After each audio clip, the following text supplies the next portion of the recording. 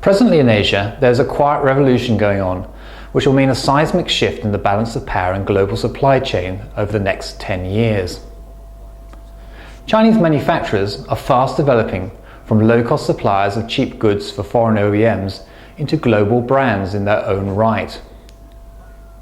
This shift has been largely prompted by the Chinese authorities, who have encouraged companies to migrate up the value chain.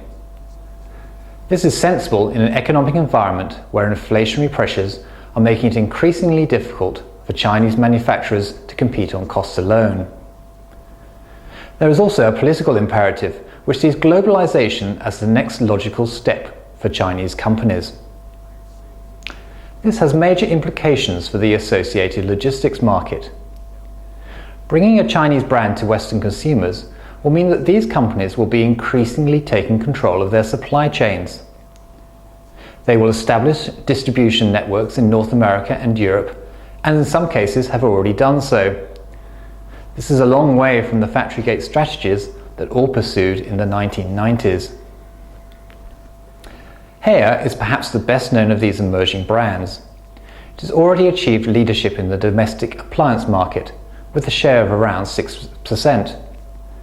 Now not only manufactures in China, but in Italy, the USA, and in various countries throughout the developing world. Where Haier led, many are now following. Lenovo, Huawei, ZTE, Qingdao, and China Telecom are just a few of the most expansive. ZTE, for example, is the world's fourth largest mobile phone manufacturer, a market in which it is competing against Nokia, Siemens Ericsson, as well as domestic rival Huawei. Why is this development so important? Simply put, a wave of Chinese companies will enter Western markets in need of downstream logistics services. This is not necessarily a completely new phenomenon. In fact, in Europe, Haier signed a contract with Siva Logistics as long ago as 2008.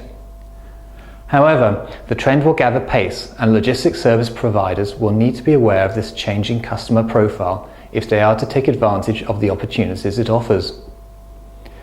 Moreover, there are deep-reaching consequences for the structure of the global logistics industry. There's no reason that the trend of globalization of Chinese companies should be reserved to manufacturers. As their supply chains spread throughout the world, there would be a natural inclination for exporters to use Chinese logistics providers to facilitate their growth. Hong Kong-based Kerry and IDS have already entered the global M&A market, and there's no reason to think that Sinotrans, China's domestic giant, should not do the same.